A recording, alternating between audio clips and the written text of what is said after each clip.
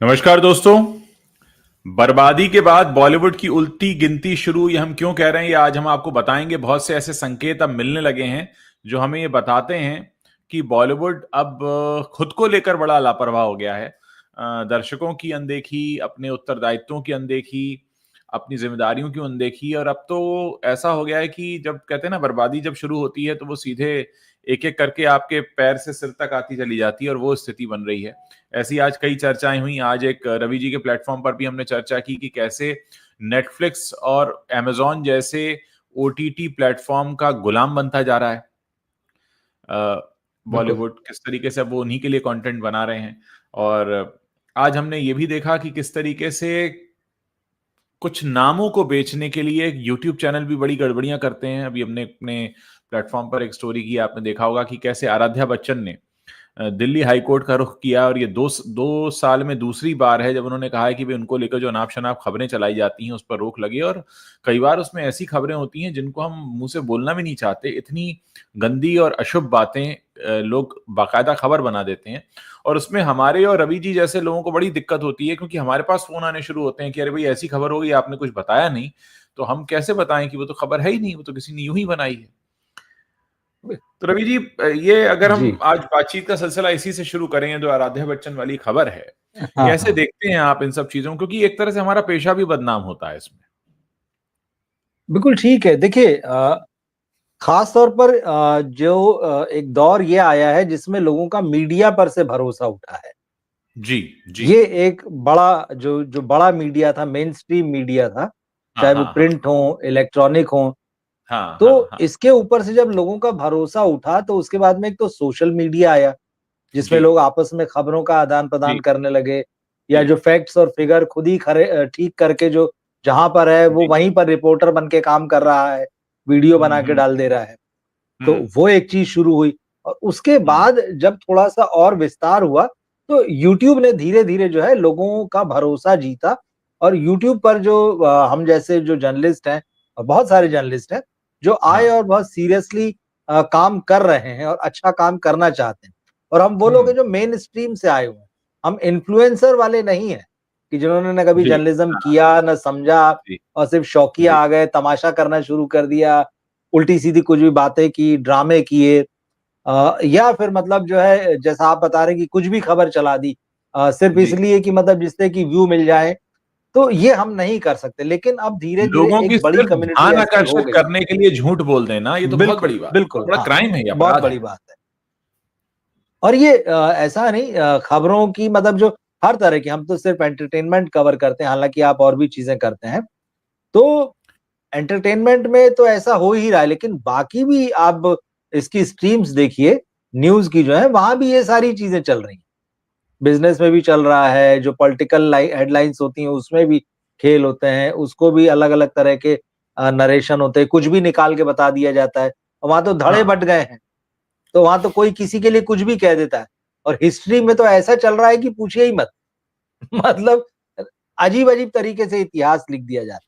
तो ये समस्या है, लेकिन अब क्योंकि यूट्यूब पर और जो सोशल मीडिया प्लेटफ़ॉर्म्स हैं, इन पर कोई कंट्रोल नहीं है और ना ही होना चाहिए, क्योंकि ये हाँ। पब्लिक के मीडियम है। भाई हम्म। जब हमारे यहाँ मीडिया पर ही ऐसी कोई पाबंदी लागू नहीं है, तो ये तो हाँ। लोगों के मीडियम है।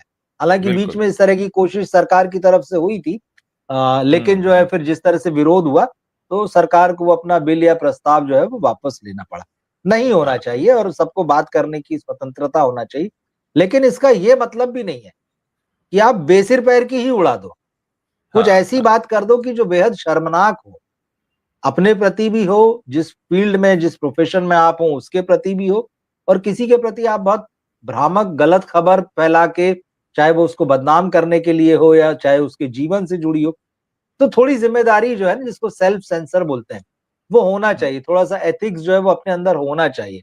लेकिन बहुत सारे लोग नहीं करते। जो आपने आराध्या वाला मामला कहा कि जी। अब वो तो छोटी बच्ची हैं, जी। कितनी उम्र होगी उनकी? मुझे लगता है शायद 15-16 14 साल, साल, 14 14 साल, साल, 13-14 साल, 14 हाँ। साल। तो अब वो छोटी बच्ची को लेकर अगर आप कुछ भी चलाएँगे, ठीक है, वो एक सेलिब्रिटी परिवार से आती हैं, हाँ, और हाँ, उनके हाँ। घर का हर सदस्य सेलिब्रिटी है। हाँ। दादा-दादी, माता-पिता, और भी जो उनकी जनरेशन के भी जो 2-3 बच्चे हैं, तो ठीक है, एक सेलिब्रिटी स्टेटस है, लेकिन आप इतने छोटे बच्चे को लेके अगर हाँ। कुछ भी वाहियात चलाएँगे, तो हुँ। स्वाभाविक है कि बहुत हर्ट होगा। और अगर बड़े लोग तो चलिए समझते हैं, उनको पता है कि यार हम जिस फ़ील्ड में हैं वहाँ ये सारी चीज़ें होती रहती हाँ, हैं और वो बहुत ज़्यादा दिल पे नहीं लेते हैं उसको। हाँ, लेकिन छोटे बच्चे के लिए ऐसा करेंगे तो वो खराब हमें भी लगता है और उस परिवार को हाँ। तो लगना स्वाभाविक है। इसीलिए अगर वो कोर्ट में गई हैं, पहले भी गई थी, उनको लेकर जो खबरें थी, कोर्ट ने आदेश दिया था कि जी, वो खबरें हटाई जाएँ, वो लिंक जारे जो हैं सारे वो हटाए जाएँ। तब भी उनका पालन नहीं हुआ और वो चीज़ें चल रही हैं, बढ़ रही हैं। तो एक बार हाँ, फिर से उनको जो है कोर्ट जाना पड़ा पड़ा है। तो ये चीज़ गलत है। और मतलब यहाँ जो वीडियो खास तौर पे जो फॉर्मेट है जिसमें जैसे हाँ। हम रिव्यू की बात करें, मैं मेरा एग्ज़ाम्पल आपको देता हूँ। अब जी, जैसे हम फ़िल्में देखते हैं, वेब सीरीज़ देखते हैं, तमाम हाँ, चीज़ें देखते हैं, तो हम अपने तो देखते ही हैं, लेकिन कई बार ये होता है कि चलो बहुत सारी चीज़ें छूट जाती, बहुत सारा कुछ जी, इतना कंटेंट आ रहा है रोज़ के रोज़ कि आप हर चीज़ नहीं देखते हैं, तो उसमें आप सही। बहुत सिलेक्टिव हो जाते हैं। तो अभी पिछले दिनों एक वेब सीरीज़ आई डिज़नी हॉटस्टार पर, द जी, सीक्रेट्स ऑफ द शिलेदार्स। अच्छा, अच्छा, तो हुँ, मैंने इसको नहीं देखा, मैं कहा ठीक है, आई है हॉटस्टार पे, कभी फुर्सत मिलेगी तो देखेंगे। जैसे मैं जी, अभी ब्लैक वॉरेंट भी नहीं देख पाया हूँ, बहुत तारीफ़ अच्छा, हो रही है, अच्छा, आपसे भी हाँ, सुनी, तो मैं नहीं हाँ, देख पाया, समय नहीं मिल रहा। जी, इसकी गज़ब की तारीफ़, मतलब मैंने 2-3 ऐसे लोगों के वीडियो देखे हाँ, जो इन्फ्लुएंसर कहे जाते हैं, लेकिन साथ हाँ, ही साथ जो उनके रिव्यूज़ जो होते हैं ना, वो लाखों हाँ, में चलते हैं। जी, अच्छा, फिर उसमें हुआ ये, जो मेरी उत्सुकता जागी सबसे बड़ी, हाँ, हाँ, हाँ, हाँ, उसमें छत्रपति शिवाजी महाराज के खजाने की बात हो रही, कि वो एक अच्छा, छुपा हुआ हाँ, हाँ, खजाना है और उनका जो हाँ, सिंहासन है जो राजगढ़ में जी, था और जो उनके नहीं होने के बाद में उसको छुपा दिया और कहा गया है कि वो खजाना तो उनका बहुत बड़ा है और वो आज जी, भी कहीं पर है। तो अभी जो हाँ, सीक्रेट्स ऑफ शिलेदार है, वो सारी बात कर रहा था। ये शिलेदार जो है वो उस खजाने की रक्षा करते हैं। तो हुँ, क्योंकि छत्रपति शिवाजी महाराज का मामला था और हम बहुत मानते हैं और जी, बचपन जी, से, और उसके अलावा मैंने डॉक्टर जी, बहुत बड़े मराठी के साहित्यकार हैं विश्वास पाटिल हाँ, साहब। हाँ, हाँ, तो हाँ, हाँ, वो 4 कड़ियों में जो है शिवाजी हाँ, महाराज पर जो है वो एक नॉवेल जी, लिख रहे हैं। तो उसके 4 खंडों में से 2 आ चुके हैं और दोनों का मैंने हाँ, अनुवाद किया है। जी, लगभग 4-400 पेज की किताबें हैं वो। जी, तो मेरी दिलचस्पी तो एकदम से जागी, मैंने कहा यार ये वाली बात तो कमाल की है, इसको देखते हैं।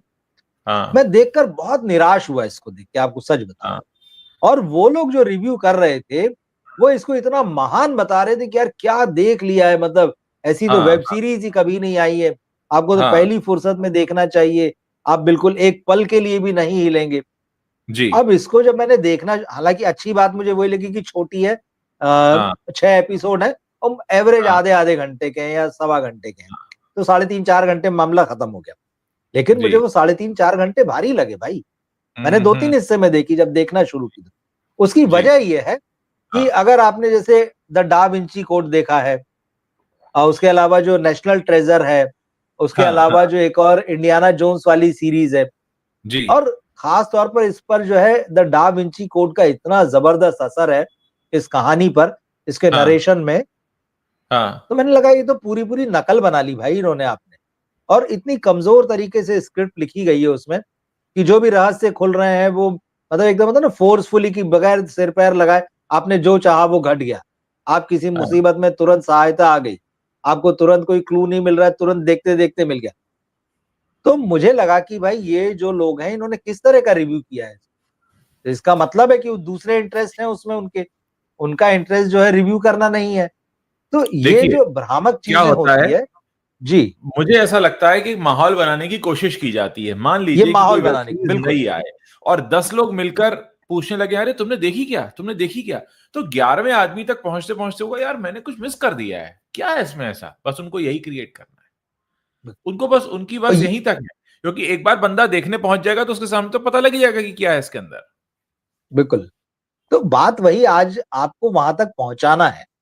तो हाँ, उसके लिए अब जिन लोगों को मैंने सुना था, आपके हाँ, भले ही लाखों फॉलोअर्स हैं, हाँ, आपको लोग लाखों लोग देख लेते हैं। हाँ, मैं हाँ। हालाँकि पहले भी बहुत ज़्यादा भरोसा नहीं करता था, लेकिन जैसे मैंने कहा ना इसमें शिवाजी महाराज का ज़िक्र आ गया, तो जी, अंदर से मुझे लगा अरे यार ये तो ऐसी चीज़ है जो मुझे जानना चाहिए। जी। और मैं देख कर जो है बहुत निराश हुआ और मुझे लगा कि कितने झूठे रिव्यूअर हैं और उन्होंने हाँ, क्यों रिव्यू किया इस तरह का, हाँ, हाँ, हाँ, जिन्होंने हाँ। 5 में से 10 स्टार दे दिए हैं, क्यों हाँ, ऐसे हाँ, दिए हैं? तो या तो वो नंबरी मूर्ख हैं जिन्हें एक रत्ती की समझ नहीं है और उन्होंने बाकी जो सिनेमा है दुनिया भर का या जो साहित्य ना वो देखा है ना पढ़ा है, या फिर ये पीआर और उसके पीछे और जो दूसरे गिमिक्स चलते हैं, जो लिफाफे चलते हैं, या तो वो है इसका पीछे। तो और ये तो खैर एक एग्जाम्पल है, ऐसा आजकल हर फिल्म और हर वेब सीरीज में कम ज्यादा करके होता है और हम देखते हैं, इसीलिए हम उसी पर भरोसा करते हैं जो अपनी आंखों से देखते हैं। लेकिन ठीक है, क्योंकि हम इस फील्ड में तो बाकी लोगों को भी देखते हैं कि वो क्या कर रहे हैं। तो ये इस तरह के बहुत सारे लोग जो है बनकर तैयार हो चुके हैं, जिनके पास नंबर्स हैं, अरे यार मुझे तो मेरे लाखों में फॉलोअर्स हैं, मिलियंस में फॉलोअर्स हैं, तो पीआरओ और वो लोग भी, फिल्म वाले और ये लोग भी इनके पीछे भागते हैं। लेकिन ऐसे ही लोग जो है गलत खबरें भी चलाते हैं, और सोचिए जब ऐसी खबरों को लाखों लाख लोग देख लेते हैं और उस पर भरोसा करने लगते हैं, तो जिस व्यक्ति के बारे में वो गलत खबर लिखी गई है उस पर क्या असर पड़ता होगा। बच्चन फैमिली का एक और मामला, कुछ महीने पहले अभिषेक बच्चन की नानी का निधन हो गया, खबर चल गई, सब जगह चल गई और टीवी पे भी चल गई, और यूट्यूब पर तो ये हाल है कि आप जिंदा स्वस्थ सेलिब्रिटीज को उठा लीजिए, लगभग सबके बारे में उसके गुजर जाने की खबर आपको मिली जाएगी, कोई ना कोई वीडियो या कोई ना कोई थंबनेल। और कई बार बड़ी परेशानी होती है कि हमारे पास अक्सर फोन आने शुरू हो जाते हैं, अरे आपने फला खबर कवर नहीं की, फला फला अब नहीं है, ऐसा संभव नहीं है, संभव ही नहीं है ऐसी। तो नहीं, हम तो देख रहे हैं यूट्यूब पर। मैंने कहा भाई अब यूट्यूब, अब क्या होता है, क्योंकि हम भी इसी प्लेटफॉर्म पर हैं, तो प्लेटफॉर्म की विश्वसनीयता पर बहुत बड़ा सवाल उठ जाता है, और वहां पर एक झटका लगता है कि भाई लोग हमें भी इसी नजर से देखेंगे। और देखिए कभी ना कभी कोई ना कोई तो ऊपर जाएगा ही, किसी ना किसी का तो निधन होने ही वाला है। तो ऐसा लगता है कि कभी अगर सच में किसी का निधन होगा तो लोग कहेंगे अरे ये तो झूठ होगा, जबकि वो सच में हुआ होगा। तो इस पर भी बड़ा प्रश्न चिन्ह लग जाता है। नहीं, सोशल मीडिया में जो लोग काम कर रहे हैं, हालांकि मुझे लगता है थोड़ा सा दर्शकों को भी इस मामले में काफी चीजें समझ में आने लगी है। वो जो क्या बोलते हैं उसको, जो थंबनेल बनाए जाते हैं क्लिकबेट जैसे, अंदर कुछ है ही नहीं। हालांकि मैं कुछ एक दो वीडियो देख रहा था, यूट्यूब अब इस साल में जो है इन लोगों के भी आगे अब जो पॉलिसी ला रहा है वो ये सब भी ला रहा है कि जो इस तरह की जो क्लिकबेट वाले थंबनेल चलाते हैं तो इनके ऊपर भी कार्रवाई की जाए।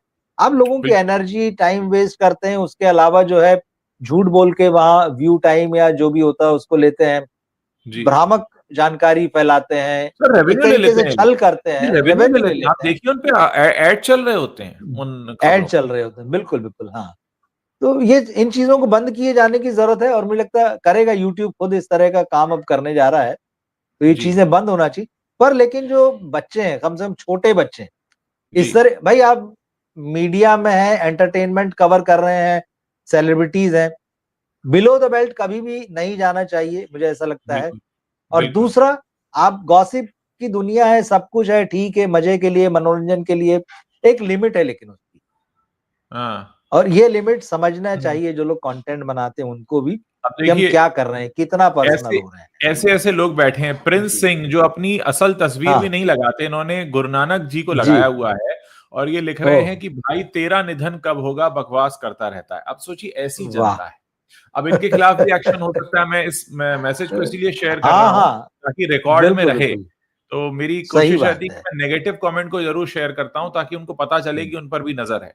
तो कुल मिलाकर मामला यह है कि ऐसी जनता जब है, अब देखिए जब एक्शन लेने की बात आएगी तो ऐसे लोगों पर भी होगा। हो सकता है इनका कोई चैनल हो जिस पर इस तरह की खबरें चलाते हो, क्योंकि अच्छा ऐसे लोगों की एक और पहचान है, वो ना तो अपना नाम असली लिखते हैं ना शक्ल असली लगाते हैं। सही है। तो इनका बिल्कुल नाम भी ये सही नहीं होगा इनका। हम लोग तो अपने नाम और चेहरे के साथ आते हैं कि हमें कहीं भी कोई पहचान सकता है। तो ये भी एक है। अब अगर YouTube की एल्गोरिदम की नजर हमारे वीडियो पर भी है तो संज्ञान के लिए मैसेज इसीलिए यहाँ पर रखा हुआ है। तो कुल मिलाकर एक तो ये बात है। दूसरा, आज आपने मेरे साथ एक खबर शेयर की थी, हम चाहेंगे कि हम उसकी तरफ पढ़ें। और आपने बताया कि कैसे एक स्क्रिप्ट राइटर ने जो है पूरी तरीके से एक कच्चा चिट्ठा खोलकर रख दिया। मैं वो खबर यहाँ पर दिखा रहा हूं अपने दर्शकों को, ताकि जब हम इस पर बात करें तो उनको समझ में आए कि हम क्या बात कर रहे हैं। ये वो खबर है। तो ये स्क्रिप्ट राइटर हैं दराफ फारूकी। ये बता रहे हैं कि बॉलीवुड में जो पेमेंट सिस्टम है वो इतना खराब है कि राइटर को मात्र 10% पैसा दिया जाता है और उसके बाद उससे सारा काम करा लिया जाता है। रवि जी, आप, मैं चाहूंगा कि आप इस पर विस्तृत रूप से बात करें कि कितनी बड़ी ये एक नाइंसाफी है। एक तो पहले ही नाम कम है, दाम कम है, उसमें भी एडवांस कम है, काम पूरा है, और फिर बाकी 90% पैसा कब मिलेगा उसका पता नहीं। देखिए, ये नाइंसाफी नहीं है, ये तो अपराध है, सही सही मायनों में कहें तो। हाँ ये हाँ हाँ। नाइंसाफी तो वो होती कि चलो ठीक है भाई, उसमें कुछ इंसाफ जैसा भी दिखे, कि कहीं हम्म। कुछ बैठना हो, मिल बैठ के सॉल्व करना हो, या कोई हाँ। बात हो। यहाँ तो पूरी डिक्टेटरशिप है भाई। और बिल्कुल हम्म। ठीक लिखा है इन्होंने। हाँ दराब फारूकी जो है, इन्होंने कई फिल्में लिखी हैं और जाना पहचाना नाम है बॉलीवुड में। तो हाँ। बिल्कुल ठीक लिख रहे हैं भाई। यहाँ जब किसी राइटर को साइन करने की बात आती है या उसको असाइन किया जाता है, हम्म। तो वो आप 10% का पेमेंट करेंगे उसको, जैसा इन्होंने लिखा है साइनिंग हम्म। कॉन्ट्रैक्ट के रूप में, कि भाई, और वो ऐसा नहीं होता कि उसको करोड़ों रुपए मिल रहे हैं। हाँ हाँ हाँ हाँ। जो जो स्क्रिप्ट राइटर्स एसोसिएशन है, वो भी जो बिल्कुल। है मिनिमम उसमें जो उन्होंने जो कहा हुआ है, 3 लाख रुपए मिनिमम होता है, चाहे कहानी हो, डायलॉग हो, स्क्रिप्ट हो। जी तो उतने मिनिमम में भी कोई नहीं जाता, प्रोड्यूसर की उसमें भी जान निकल जाती है। जी अब आप जी। सोचिए कि चलिए मैं 3 लाख रुपए ही मान लेता हूँ, कि हाँ किसी ने, प्रोड्यूसर ने अपना आइडिया दिया कि भाई इस हाँ। कहानी को डेवलप करो जी। और इस पे स्क्रिप्ट लिखो। उसने, मान हाँ। लेता हूँ कि 2-3 पन्ने लिख दिए होंगे, इतनी भी तकलीफ उठा ली होगी। अब जी। सोचिए कि अगर वो सिर्फ 3 लाख रुपए देने वाला है और उस हाँ। राइटर से कह रहा है कि भाई तुम तो ना, तुमको साइन करता हूं मैं और तुम पूरी जी स्क्रिप्ट लिख दो। जी अब जी 3 लाख रुपए में से वो 30,000 रुपए देगा बस, जी जी। और पूरी स्क्रिप्ट लिखवा लेगा। आप सोचिए, हाँ हाँ हाँ हाँ। स्क्रिप्ट लिखना कोई आसान काम तो है नहीं, बिल्कुल वरना नहीं, वो खुद ही आपकी लिख फिल्म उस पर लेता। खड़ी होगी। आपकी आपको पूरी पूरा दिमाग फिल्म उस लगाना पर, पड़ेगा उसमें। बिल्कुल, वो पूरी जान लगा दे 30,000 रुपए में। और फिर अच्छा, हाँ। उसको ऐसा नहीं कि ये कोई जादुई है और लिख देगा तुरंत। लिखने में हम्म समय लगता है, उसको 2 महीने लगेंगे, 3 महीने लगेंगे, 4 महीने हम्म भी लग सकते हैं। फुल टाइम हम्म। जॉब है, ऐसा नहीं कि वो कोई दूसरा काम करेगा और आके हाँ। 2 घंटे काम करेगा। पूरा हम्म। टाइम, और आप उसकी फोन पे भी जान खाते रहेंगे उस बीच। हाँ हाँ हाँ अब आप हाँ 30,000 रुपए में उससे वो पूरी स्क्रिप्ट लिखवा लेंगे कि भाई हाँ आपको साइन कर लिया। और जब आप हाँ। स्क्रिप्ट उसकी फाइनल भी कर देंगे, हम्म तमाम जोड़ घटाव करके, और कहेंगे कि हाँ ठीक है, हम्म। उसके बाद जब उसको कहेंगे अच्छा ठीक है, अभी 10 या 20% मतलब और दिया जाएगा। अब हाँ बाकी जो पैसा मिलेगा, हाँ। वो स्टार जब साइन होगा या फिल्म जब शूटिंग पे जाएगी, फिर उसके बाद हम्म फिल्म की शूटिंग पूरी हो जाएगी, मतलब ऐसे 3-4-5 हिस्सों में उसको पैसा मिलेगा। और आपकी फिल्म बनेगी 1.5 साल में, 2 साल में। तो आप हम्म सोचिए कि एक व्यक्ति अगर परिवार छोड़िए, अगर वो अकेला भी रहता है और आपकी फिल्म के लिए समय देता है 1-1.5 साल का, हम्म भाई आप उसको छोड़ तो नहीं देंगे। फिर आप उससे उम्मीद करेंगे, करेक्शन भी है, फिर यहाँ सबके नखरे आते हैं, हीरो ये चाह रहा है, डायरेक्टर ये चाह रहा है। अच्छा, हम्म रीराइटिंग का कोई पैसा नहीं मिलता है, जबकि हम्म रीराइटिंग भी काम है। हम्म। रीराइटिंग भी काम है, ऐसा नहीं है कि आपने एक बार स्क्रिप्ट ले ली मेरे से, पूरा हो गया, हाँ अब आप हाँ चाहते हैं इसको रीराइट करूं, करेक्शन करूं। वो हाँ। पूरा काम है, फाइनल होने के बाद भी उसका कोई पैसा बिल्कुल। नहीं। अब अगर हाँ एक आदमी 3 लाख रुपए में एक स्क्रिप्ट साइन करता है हाँ और उसको पता चला 1-1.5 साल में वो 3 लाख रुपए मिलेगा, और अगर हाँ मुंबई जैसे शहर में वो अकेला ही रहता है, हाँ तो कितने दिन आप वो सोचिए चला सकता है। हाँ हाँ हाँ हाँ हाँ। तो ये चीज, अच्छा दूसरी चीज, ये तो चलिए अगर उसकी किस्मत है कि उसको साइन कर लिया है प्रोड्यूसर ने और उसका हम्म। नाम जाएगा। बहुत सारे राइटर्स तो ऐसे हैं जिनका नाम ही नहीं जाता है, जिनको क्रेडिट ही नहीं दिया जाता है। ये एक अलग तरह की समस्या है। उसके घोस्ट बाद राइटिंग में करवाते हैं उनसे। घोस्ट राइटिंग करा लेते हैं जबकि पूरा क्रिएटिव इनपुट होता है उनका, लेकिन उनको किसी तरह का कोई क्रेडिट नहीं दिया जाता है। कई बार ये होता है कि अगर आपने स्क्रिप्ट लिख दी, अच्छी है, सब कुछ बढ़िया है उसमें, हाँ लेकिन पता चला डायरेक्टर ने उसमें 4 लाइन जोड़ दी या उसके हाँ। किसी साथी ने जोड़ दी, तो भाई जी। साहब वो भी क्रेडिट लेगा। आप पूरे हाँ। राइटर हैं उसके, बिल्कुल। लेकिन क्योंकि भाई हमने भी इसमें 2 सीन डाले हैं, हमने भी इसमें इनपुट दिया है, हमने भी हाँ स्टोरी आइडिया थोड़ा सा दिमाग लगाया है, वो हाँ हाँ क्रेडिट ले लेगा, जबकि हाँ। मूल रूप से कुछ नहीं बदल रहा है। हम्म ये भी है। कई बार ये होता है कि आपसे पूरी स्क्रिप्ट ले ली, आपकी मर्जी के बगैर, आपसे पूछे बगैर किसी और को साथ में जोड़ दिया, आपको पता ही नहीं हम्म। है। जी। पता चला 2-3 लोग और काम कर, आपको लग रहा है कि आपकी अकेले की है। तो हाँ, क्रेडिट का पूरा हिस्सा, जो क्रेडिट जो है वो पूरा प्रोड्यूसर के हाथ में है आपके। वो चाहेगा जी, तो देगा, वो चाहेगा तो जी, नहीं देगा, वो चाहेगा हाँ, तो एक कोने में दे देगा, वो चाहेगा तो आपके अकेले का काम है 4 लोग और जोड़ देगा। ये हुँ, तो हुँ, हुँ, क्रेडिट है रियल। पैसे की बात तो ये बहुत बड़ी और बहुत दूर की है, कि आप जी, उसको ईमानदारी, एक तो पैसा ही सबसे कम देते हैं। पैसा हाँ, मारने की बात आती है, सबसे पहले राइटर का पैसा मारते हैं। हुँ, हीरो हुँ, का हुँ, पैसा ये मार नहीं सकते, हुँ, एक्टर्स का हुँ, हुँ, पैसा ये मार नहीं सकते हैं, हाँ, हाँ, टेक्नीशियंस का पैसा ये मार नहीं सकते हैं। हुँ, राइटर इनके लिए सबसे आसान होता है। और फिर ठीकरा भी वही फोड़ते हैं। अरे यार, स्क्रिप्ट जो राइटिंग थी ना फिल्म की, बहुत खराब थी। हाँ, हाँ, हाँ, मतलब एक आदमी पूरी विपरीत परिस्थितियों में रह के काम करता है, आप उसको पैसा सही, नहीं देते हैं, आप उसको क्रेडिट नहीं देते हैं, कोई रिस्पेक्ट नहीं देते हैं, आपके लिए वो एवं ही है, मतलब इसमें करना क्या है? हाँ, तो बिल्कुल ठीक लिखा है, और ये लंबा चौड़ा पोस्ट है। मुझे लगता है जो लोग भी सोशल मीडिया में है, इनको पढ़ना चाहिए। दराब फारूकी जो है, इनके हुँ, इंस्टाग्राम पर है, एक्स पे भी है ये इनका पोस्ट जो है। हुँ, तो देखना चाहिए बिल्कुल। और देखिए, हाँ, यहाँ पे हाँ, राइटर्स एसोसिएशन है, और अभी शायद जी, मैं एक प्रोग्राम देख रहा था। जी, किसका था वो? हाँ, तो अब शायद रॉयल्टी का भी मामला जो है बन रहा है, जैसे म्यूजिक में जो है बॉलीवुड में रॉयल्टी का मामला बन गया है। जी, तो जी, उसी तरह से इस तरह का कुछ काम इधर भी हुआ है कि राइटर्स को भी आगे प्रॉपर जो है रॉयल्टी हुँ, हुँ, मिला करेगी। पर खैर, उसके डिटेल देख के किस दिन हम उस पे डिस्कस हुँ, करेंगे। लेकिन ये सब बड़े लंबे रास्ते हैं, हाँ, हाँ, आसान हाँ, ऐसा नहीं कि कुछ हो गया और कल से वो चीज हो जाएगी। हाँ, तो हाँ, ये बहुत मुश्किल स्थितियां हैं। और अब एक राइटर जो है एक बार में फिर वो फिर होता वही है, छोटे छोटे काम पकड़ता है इधर उधर।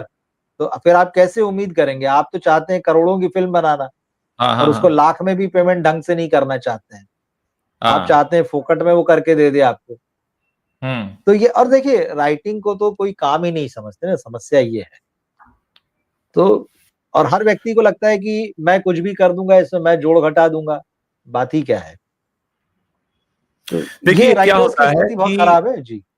आज हम आपके प्लेटफॉर्म पर चर्चा कर रहे थे, बड़ी मजेदार जी, चर्चा हुई वो, क्योंकि हम लोग कुछ पहले से तय तो करते नहीं है, जो चीजें निकल के आ हाँ, जाती हैं कई बार वो बहुत अच्छी आ जाती हैं। और बिल्कुल, हमने पिछले काफी समय से चर्चा की है इस बात पर कि बॉलीवुड कैसे गड्ढे में जा रहा है। लेकिन अब ये आते आते ये वहां पहुंच चुके हैं जहां मैं वो दृश्य देख रहा था। हालांकि आजकल क्योंकि खबरों में ये चल रहा है और दोनों चीजें हालांकि डायरेक्ट लेना देना नहीं है, लेकिन तब भी आप शायद समझ पाए। मैं एक दृश्य देख रहा था कि अमेरिका ने अपने यहाँ जबरदस्ती घुसे लोगों को कैसे हाथ बांधकर और बिल्कुल। सैन्य विमान में चढ़ाकर उनके देश भेज दिया वापस।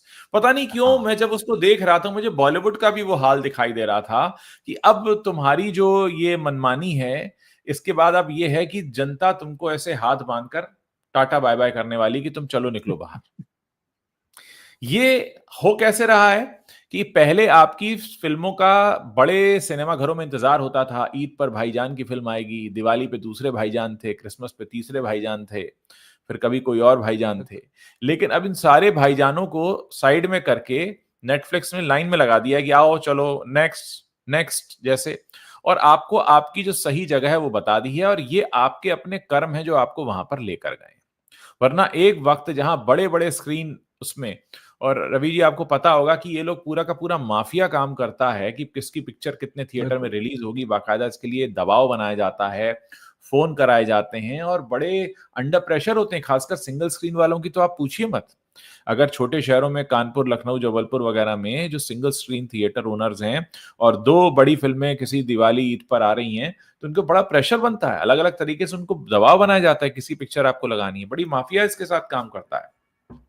और आज आपने स्थिति ये ला दी है कि आज आप जो है नेटफ्लिक्स के और ओटीटी प्लेटफॉर्म के गुलाम बनकर रह गए, क्योंकि बड़े स्क्रीन और बड़े थिएटर से तो जनता वैसे ही नदारद है, क्योंकि वो तो असली माल देखने जाती है, असली फिल्म देखने जाती है, जिसमें उनको पता है कि गारंटी से उनको एंटरटेनमेंट मिलेगा, फिर चाहे वो आरआरआर और बाहुबली और पुष्पा और केजीएफ जैसी फिल्में।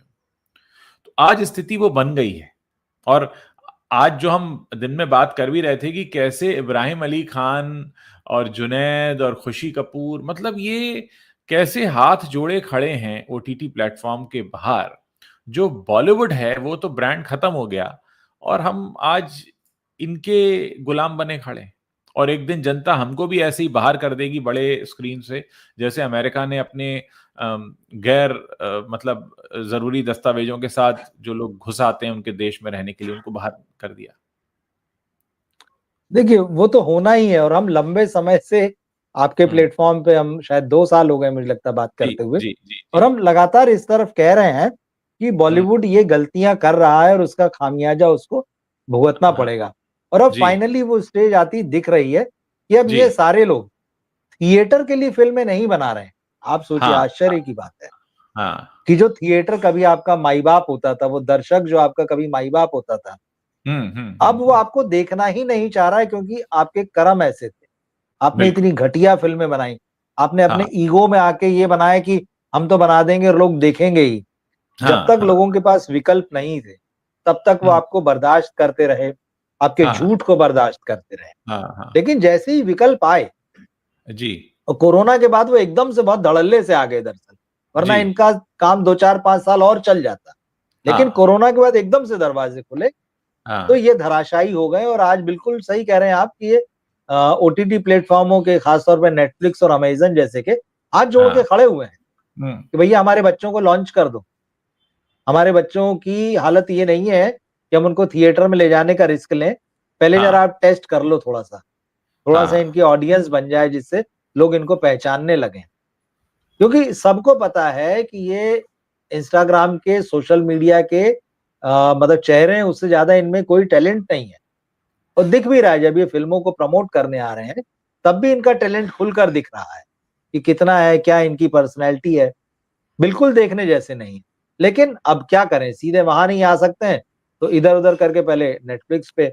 अब उसके बाद में होता ही है कि ठीक है भाई, आप बच्चों को ला रहे हैं तो आपको भी तो हमारे लिए काम करना पड़ेगा।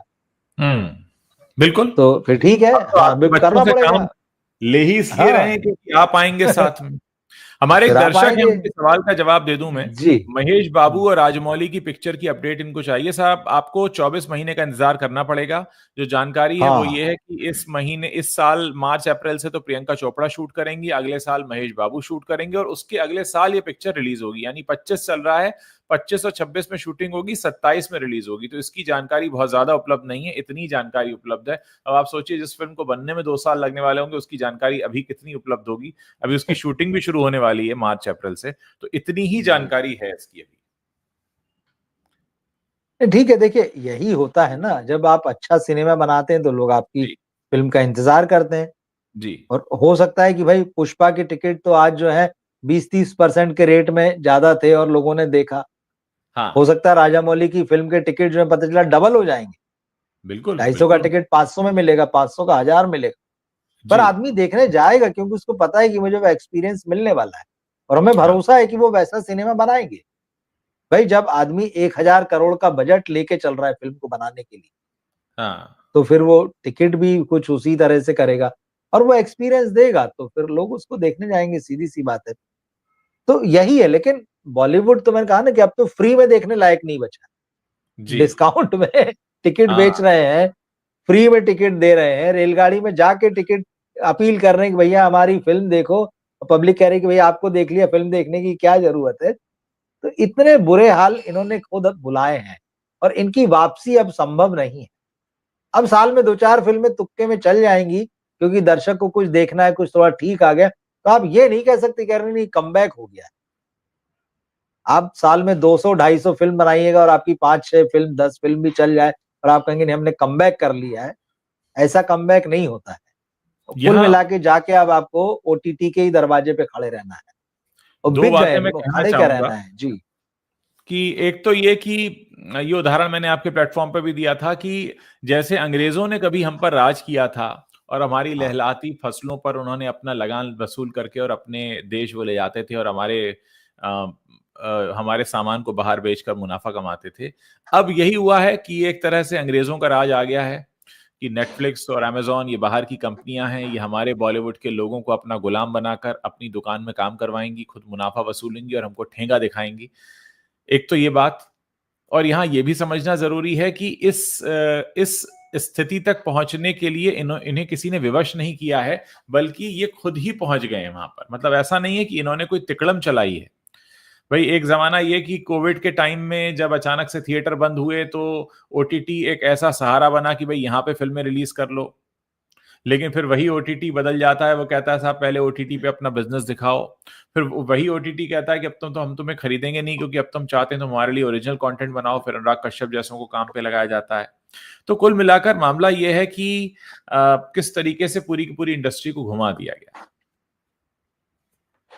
बल्कि देखिए, जो खतरा हमको दिख रहा था कि बॉलीवुड ब्रांड ही खत्म हो रहा है, हाँ हाँ वो तो भाई आज सवाल ये है कि अगर शाहरुख खान या धर्मा प्रोडक्शंस जो है, इनकी हाँ कंपनी जी कोई फिल्म बनाती है हाँ और नेटफ्लिक्स को बेचती है, नेटफ्लिक्स के कहने पे बनाती है, उसके साथ मिल के बनाती है, तो वो फिल्म उन्होंने नेटफ्लिक्स के लिए बनाई या हम्म बॉलीवुड के लिए बनाई? दोनों चीजें अलग अलग है। नेटफ्लिक्स अलग है, बॉलीवुड अलग है। आप बॉलीवुड की फिल्म बनाते हैं, बॉलीवुड के लिए बनाते हैं, थिएटर में लाते हैं, फिर आप हम्म उसका सौदा नेटफ्लिक्स से करते हैं, वो दूसरा मामला है। हाँ लेकिन अब हाँ आपका ये रास्ता बंद हो गया, नहीं चल रही, अब आप नेटफ्लिक्स के लिए फिल्म बना रहे हैं, तो आप उनके जी नौकर हो गए। बॉलीवुड के लिए आप बादशाह थे कि हम अपने मन का सिनेमा बनाते हैं और दर्शकों को बताते हैं कि हमने बनाया है, दर्शक देखने आते हैं। लेकिन नहीं, अब आप उनके नौकर हो गए, आप उनकी नौकरी कर रहे हैं। उन्होंने हाँ कहा ऐसे बनाओ तो ऐसे बनाएंगे, ये कहानी रखो तो ये रखेंगे, इस सीन को ऐसे करो तो ऐसे करेंगे। मतलब आपको उनके कहने पर चलना पड़ेगा, वो हाँ जैसा माल चाह रहे हैं आपको वैसा माल सप्लाई करना पड़ेगा। तो हो क्या गया, आपने अपनी क्रिएटिविटी, अपनी जमीन, अपना सब कुछ तो खो दिया। और हम्म थोड़े दिन बाद हालत तो यही होगी जिस तरह फिल्मों की हालत हो चुकी है, कि हम्म आप उनसे प्रोजेक्ट मांगोगे, यार हमारी फैक्ट्री बंद ना हो जाए, तो आप ही हमको प्रोजेक्ट देते रहो, जिससे हमारी हाँ फैक्ट्री में कम से कम ताला ना लगे। हाँ तो आप बना बना के देते रहिए, तो आपका अपना तो कुछ नहीं। अब ये जरूर रहेगा कि ठीक है भाई, आपके लड़के बच्चों को भी थोड़ा बहुत काम मिलता रहेगा उधर। हाँ 10 फिल्म बनाएंगे तो एक आपके लड़के को भी दे देंगे कि भाई ठीक है चल तू भी कर दे इसको, तो आपके साथ हम्म एक व्यावसायिक संबंध रहेंगे, लेकिन हाथ उनका ऊपर रहेगा।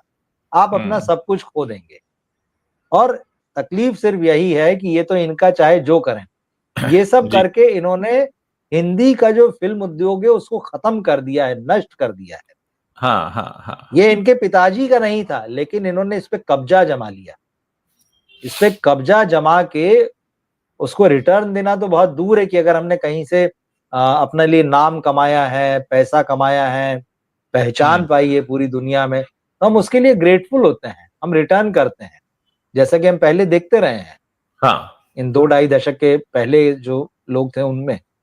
लेकिन ये लोग तो इतने स्वार्थी हैं, मैं और मेरे बच्चे, मेरी बीवी, मेरा परिवार, मेरे साले, मेरे भांजे, मेरे भतीजे, मेरी भतीजी, ये मैं के आगे कुछ देखते ही नहीं है। और ये हम्म सारा, फिर मैंने कहा ना, इसकी शुरुआत भी वहीं विदेश से हुई थी, जब बाहर से कॉरपोरेट सिनेमा वाले आए थे, हम्म स्टूडियो हम्म आए थे, हम्म उन्होंने इनको ये ज्ञान दिया कि नहीं नहीं ऐसे करो, हम 300 हाँ करोड़ में 3 फिल्में साइन करते हैं। पहले तो हाँ 300 करोड़ कमाने में इनके पसीने छूट जाते थे, हालांकि तब हाँ भी बढ़िया लाइफ ये जी रहे थे। हाँ लेकिन हाँ एकदम से जिसको 10 15 20 करोड़ रुपए मिलते थे, अचानक अगर 300 करोड़ में 3 फिल्में साइन हो जाए, एक फिल्म के लिए 100 करोड़ रुपया मिलने लगे, तो उसका तो दिमाग घूम ही जाएगा, तो अपने पैरों पे कुल्हाड़ी मार ही लेगा। तो उनको भले ही नुकसान हुआ हो, 2 3 स्टूडियो 4 स्टूडियो जो आए, पर वो आपको पूरा बर्बाद करके चले गए। और ये अब नई खेप है ओटीटी, मतलब ओटीटी प्लेटफॉर्म वाली, तो आपसे पूरी वो जमीन भी छीन के ले जाएगी। देखिए हमारे एक दर्शक कमेंट कर रहे हैं एसआरके की 3 बॉलीवुड फिल्मों ने 2700 करोड़ कमाया है, इस पर भी बात करो। और हमारे ही एक दर्शक इस पर जवाब भी दे रहे हैं, SRK is known as king of corporate booking on social media. तो आपको जवाब मिल गया होगा कि 2700 करोड़ रुपए कहां से आते हैं शाहरुख खान के पास। और तो शाहरुख खान अगर 2700 करोड़ रुपए कमा सकते होते तो अपने बेटे के लिए नेटफ्लिक्स का प्लेटफॉर्म नहीं चुनते। ये जवाब है आपकी बात का। और हाथ जोड़कर न खड़े होते, वहां पर भीख न मांग रहे होते कि जितना प्यार मुझे दिया उसका आधा इसको दे देना। अगर उनके अंदर खुद की इतनी ताकत होती कि वो बॉलीवुड की फिल्मों की तरह, जैसे वो पहले काम किया करते थे, जब वो स्टार बने हैं, बिल्कुल। वो उन्हीं सिंगल स्क्रीन ऑडियंस की मतलब देन है वो, कि उस सिंगल स्क्रीन में जाकर ऑडियंस उन्हें देखती थी। जब उनकी डर, बाजीगर, दिलवाले दुल्हनिया ले जाएंगे, करण अर्जुन जैसी फिल्में आती थी, वहां की फिल्मों से शाहरुख खान बने। लेकिन आज शाहरुख खान नहीं है, आज शाहरुख खान नेटफ्लिक्स और अमेजॉन और ऐसे ओटीटी प्लेटफॉर्म के आगे घुटने टेक चुके हैं, क्योंकि उनको भी पता है कि पिक्चर लगेगी तो कॉर्पोरेट बुकिंग मुझे लेनी पड़ेगी। जो मैं कभी गोरेपन की क्रीम बेचता हूं, कभी मैं गुटखा बेचता हूं, कभी मैं शादी का ठुमका लगाता हूं, कभी मैं किसी की शादी में खीर परोसता हूं। तो आज जो स्थिति है शाहरुख खान की, वो नहीं है। ये जवाब है आपकी बात का। और आपने गुटके की बात निकाली तो जी। अजय देवगन का भी एक रिकॉर्ड बता दूं, मैं आज एक खबर पढ़ रहा था। हाँ उनकी हाँ। पिछली 3 फिल्मों ने बॉक्स ऑफिस पर 10-10 करोड़ का भी कलेक्शन नहीं किया है। हाँ हाँ हाँ और उसके अलावा जो है, सिंघम अगेन का बुरा हाल हुआ था। मैदान हाँ उनकी बड़े बजट की फिल्म थी, वो भी हाँ ढंग से कलेक्शन नहीं कर पाई थी और फ्लॉप हुई थी। तो ये हाल चल रहा है उनका। अक्षय कुमार की भी हम देखते हैं लंबी लाइन से फ्लॉप चल रही है हाँ हाँ। पिछले 2-2.5 साल से।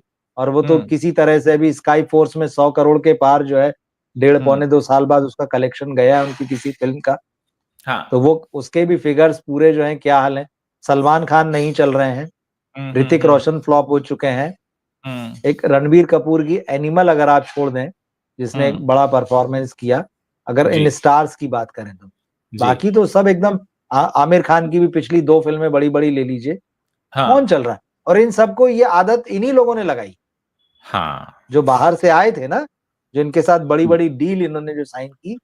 जी। 100 करोड़ एक फिल्म का, पिक्चर पिटे ना पिटे आप टेंशन मत लो, आपको तो हम्म। पूरा पैसा मिलेगा। ये जो हाँ लगा के गए हैं, इनको मतलब आप समझ लीजिए जीते जी खत्म कर दिया है। और हाँ इनके हाँ साथ साथ फिल्म इंडस्ट्री का जो एक वर्क कल्चर था, उसको खत्म कर दिया है इन्होंने।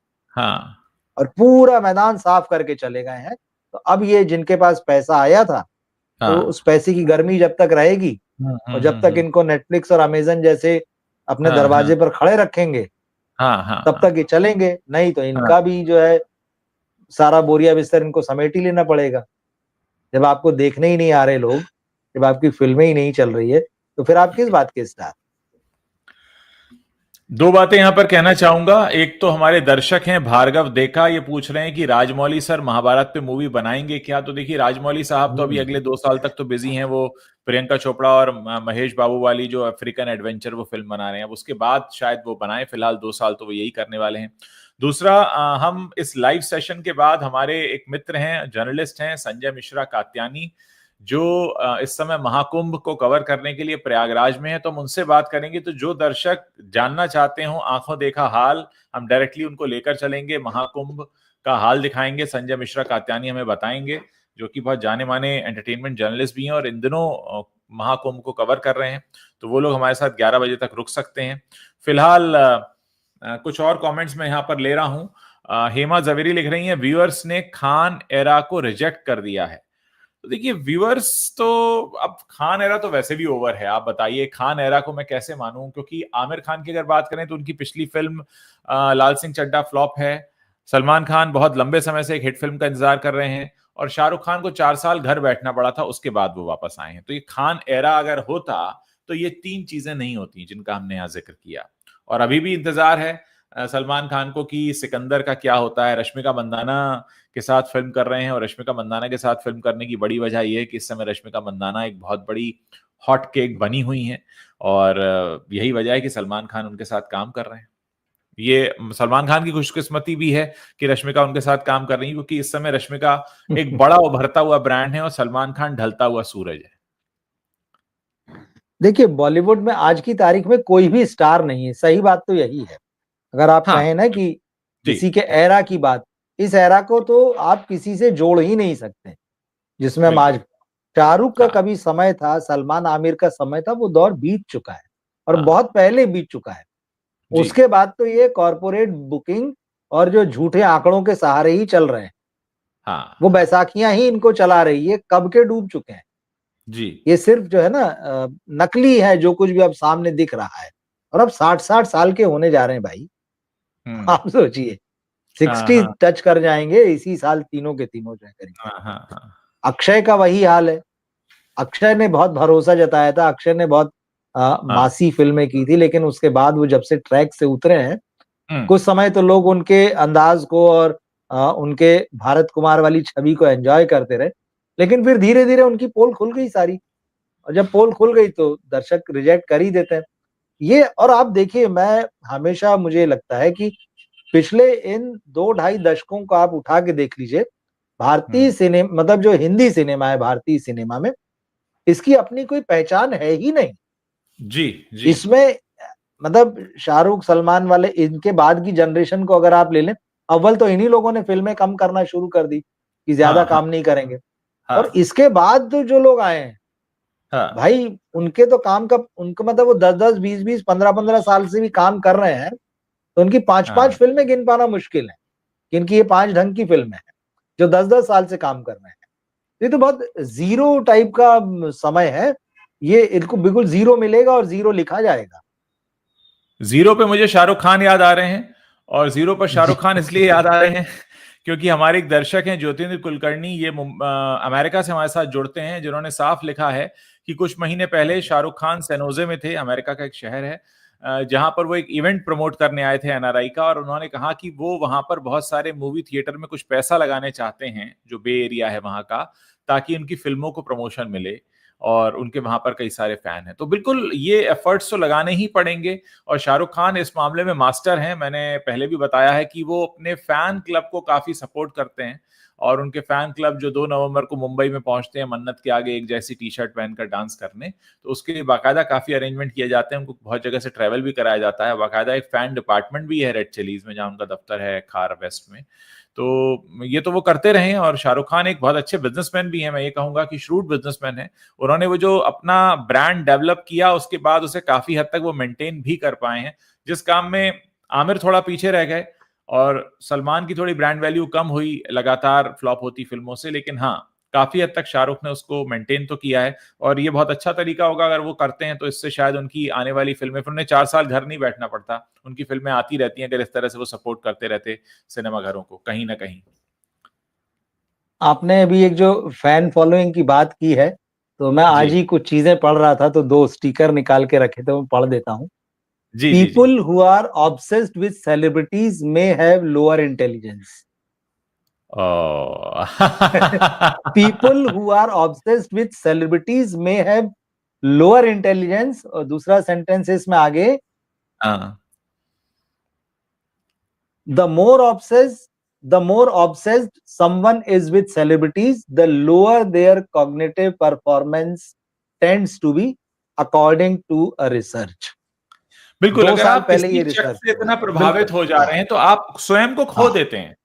अब खो देखिए, देते स्वयं को खोना, ईश्वर को पाने के लिए स्वयं को खोना, वो एक अलग बात हो गई, वहां तो हैं। आप परमात्मा से बिल्कुल, आपका मिलन हो जाता है, वो बहुत अच्छी बात है।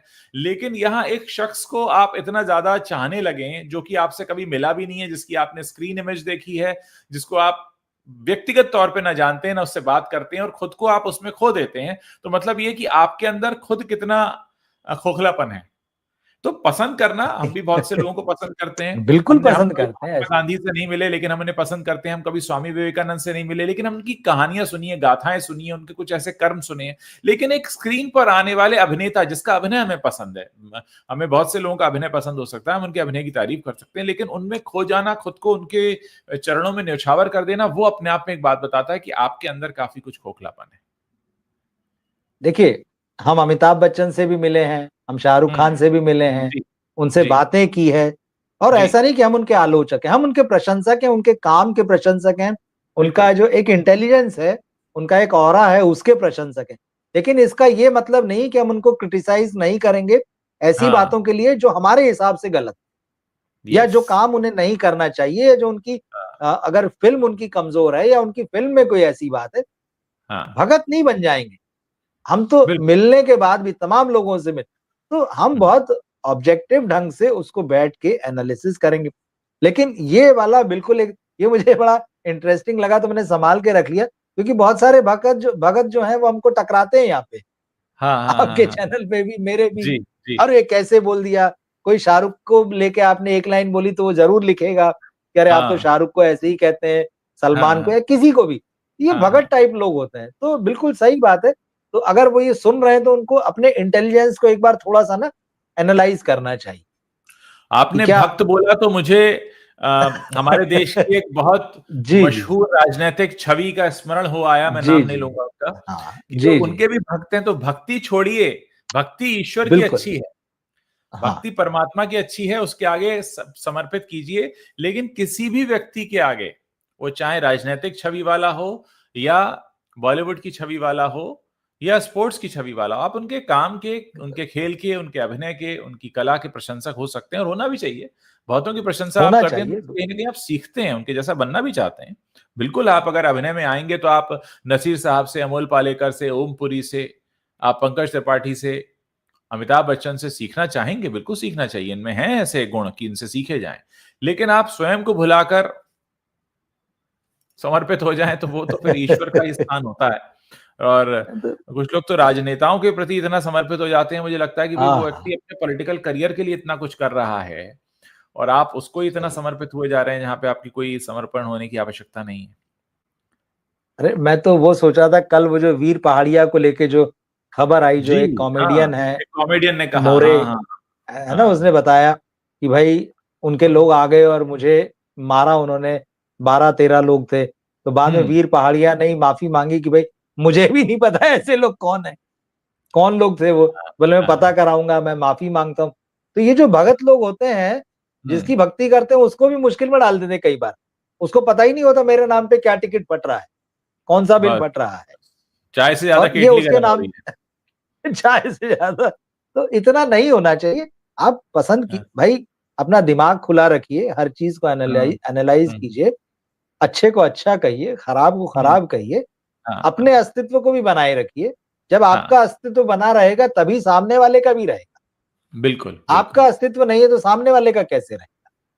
आप सोचे कि नहीं वो है तो हम है, ऐसा कुछ नहीं होता है। हाँ, तो थोड़ा बहुत फेयर ढंग से चीजों को देखना समझना चाहिए। हम सब भगवान ने ईश्वर की बुद्धि दी बनाई है। हम जी। सब ईश्वर की बनाई इकाइयां हैं और हम सब अपने आप में संपूर्ण हैं, परिपूर्ण हैं और हम सब में कुछ विशेषताएं हैं, कुछ यूनिकनेस है। हम अलग-अलग क्षेत्रों में जानकार हो सकते हैं, अलग-अलग क्षेत्रों में पारंगत हो सकते हैं और अलग-अलग क्षेत्रों में फिसड्डी भी हो सकते हैं। इसीलिए हमारी ये हाँ हाथों भाई। की उंगलियां किसी से मेल नहीं खाती हैं। इसलिए हम सब यूनिक हैं और हम सब अलग हैं। कुछ लोग सब कुछ जाने थोड़ी जाते हैं, आता है हमें नहीं भी। जाने जाते हैं, जी। लेकिन उससे उनके गुण कम नहीं हो जाते। अगर कोई व्यक्ति उतना वेल नोन नहीं है, उसका मतलब ये नहीं कि उसके गुण कम हो गए, और कोई व्यक्ति बहुत ज्यादा वेल नोन है, उससे ऐसा नहीं कि उसके गुण बहुत ज्यादा बढ़ गए। नहीं, ठीक बात है। तो चलिए, मुझे लगता है कि लोग थोड़ा सा समझेंगे। जी, अच्छा है, फॉलो कीजिए, प्यार कीजिए लोगों को, बिल्कुल बहुत जरूरी है। अपने जी, आसपास नफरत फैलाने से अच्छा है कि आप प्यार फैलाएं। जी। किसी से नफरत करने से अच्छा है कि आप प्यार करें।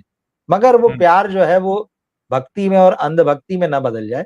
इसको हुँ, भी ध्यान रखा जाना चाहिए, क्योंकि ये भक्ति और अंधभक्ति है, वो फिर किसी और के प्रति आपकी नफरत पैदा करती है। तो आप एक एक्सट्रीम से दूसरे एक्सट्रीम पे पहुंच जाते हैं। बिल्कुल, बिल्कुल। तो दोनों ही थोड़ा-सा गलत है। संतुलन जो है, दोनों ही गलत है। हाँ, हाँ। संतुलन ज़रूरी है। और सिनेमा, अब यही संतुलन जो है बॉलीवुड में बिगड़ चुका है। इसी बिल्कुल। वजह से ना वो सिनेमा चल रहा है, ना ये सितारे चल रहे हैं।